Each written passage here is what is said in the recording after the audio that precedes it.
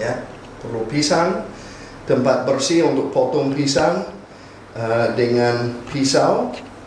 Kita membutuhkan sarung tangan, ya, supaya jaga keamanan pangan. Kita juga ada hairnet, ya. Di sini ada hairnet supaya bulu dengan rambut tidak masuk ke dalam produk. Kalau di luar negeri, kalau ada rambut masuk ke dalam produk bisa kena denda sampai 10 juta, ya, satu kali. Kali kedua ada rambut masuk ke dalam produk, perusahaan ditutup. Harus tutup dan mulai lagi dengan manajemen baru, ya. Kita juga ada tutup muka, itu masker, ya, supaya tidak nafas di atas produk. Masalahnya kalau orang menafas di atas produk itu memperkenalkan bakteri, ya, dan bakteri itu bisa berkembang di dalam packaging. Kemudian kita ada alat namanya hygrometer, itu untuk mengukur kelembaban produknya, dengan juga tempat Tupperware untuk simpan produknya sesudah habis dikeringkan. Kemudian kita ada alat untuk packaging, vacuum packing, ya, bisa melihatnya di sini. Ada plastik khusus, plastik nilon, ya. Kalau mau packing dengan vakum, kita harus menggunakan plastik khusus yang menggunakan lapis seng atau seng aluminium foil, atau harus plastik nilon, ya, karena supaya udaranya tidak masuk ke dalam produknya kalau pakai vakum. Kita juga perlu sedikit minyak, ya, dan perlu klorin untuk membersihkan tempatnya. Jadi ini semua alat yang dibutuhkan untuk mengeringkan pisang. Ya, jadi kalau mau siap untuk kerja makanan, pangan, kita harus jaga kebersihan. Jadi seperti disebut tadi, perlu untuk pakai masker dengan hairnet dengan sarung tangan. Ya.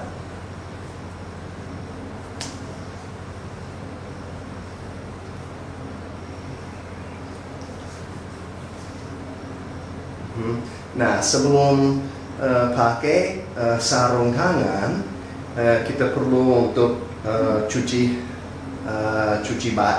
tangan, ya.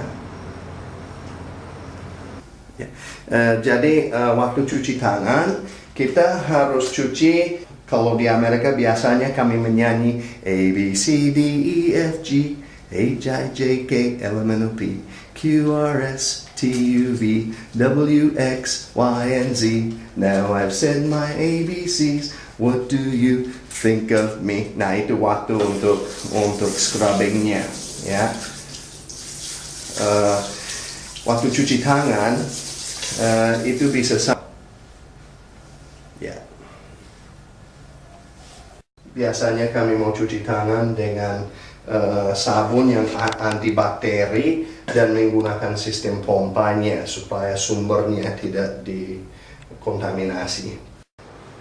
Ya, untuk siapkan untuk mengeringkan pisang, pertama kali kita semprot minyak di atas alat rak untuk mengering. Ya, kita harus.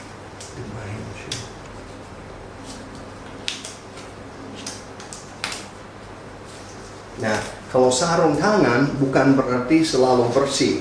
Kadang-kadang kita harus cuci tangan dengan sarung sama seperti cuci tangan, ya. So itu yang penting. Nah, untuk pilih pisang kita harus sangat hati-hati, ya. Kalau pisang ini yang Cavendish yang kami beli itu, coba lihat di sini, sangat putih warnanya dan masih belum masak betul. Dia agak keras. Ini yang kuning sudah masak, ya.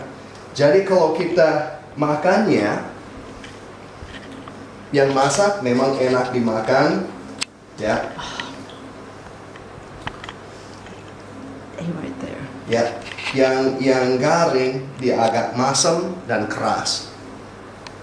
Kita harus menggunakan pisang yang masak untuk dikeringkan jadi flakes. Juga harus jaga supaya tidak ada tempat busuk seperti ini. Kalau ada tempat busuk itu perlu dipotong, ya, supaya kembali semula, ya, harus dipotong. Bagian busuk kalau dikeringkan menjadi seperti gabus, ya, dan itu termasuk reject kalau mau kirim ke pabrik olahan, ya. Oke. Nah, untuk potong pisang kita punya beberapa cara. Bisa secara flake seperti itu, bundar, ya. Bisa juga memanjang separuh. Jangan potong lagi, kasih tinggal supaya ada contoh. Nah, kita perlu lagi seperti ini, ya. Jadi ada yang seperempat, ada yang setengah, ya. Jadi tergantung pasarnya. Kami juga bisa potong menjadi kecil-kecil. Tetapi untuk potong kecil-kecil biasanya kami menggunakan yang seperti ini. Sesudah separuh kering, baru kami potong menjadi pieces kecil. Ya, itu biasanya untuk bubur, industri bubur untuk bayi. Ya, kalau kita potong kecil-kecil semua, nanti lengket. Ya, nah kita bisa taruh di atas tray sepadat mungkin. Tidak apa-apa kalau sangat padat. Tidak perlu ada jarak antara pinggirannya, ya. Bisa sepadat mungkin. Untuk dehidrator, yang penting kita bisa setel suhunya. Suhunya sangat menentukan. Ya, kadang-kadang ada industri yang suka suhu rendah. Mereka punya peraturan tidak boleh lebih dari 45 derajat. Ya, so kalau kami melihat setelan ini, ya, coba lihatnya. Ya, ini antara 30 derajat, ya, sampai bisa naik sampai 80.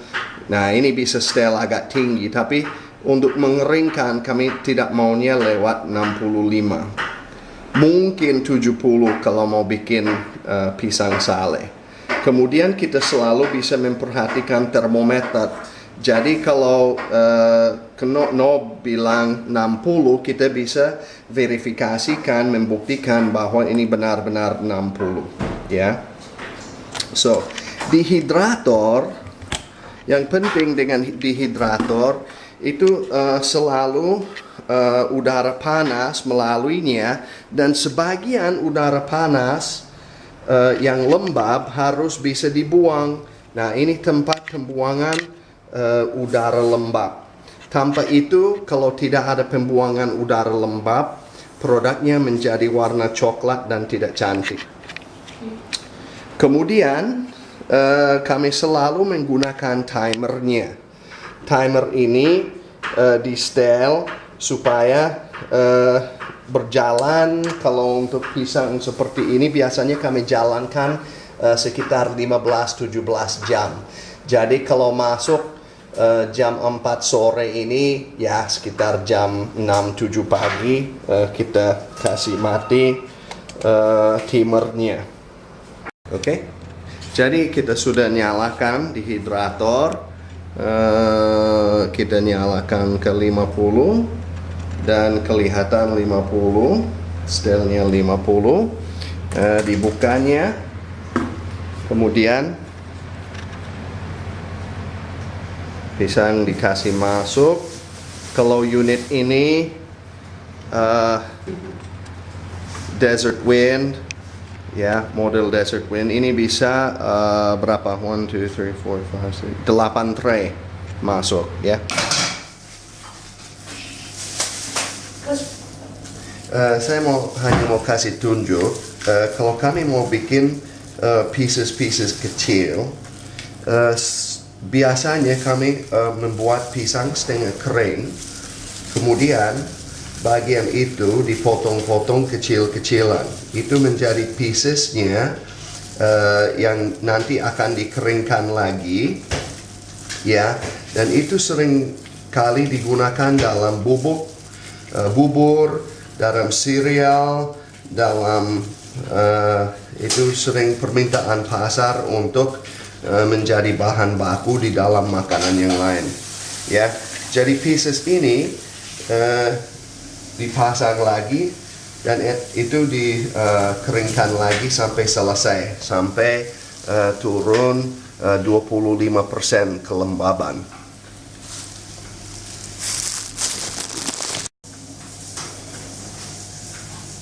Oke, kami sudah keluarkan flake pisang dari dehidrator, ya. Kalau kami melihatnya,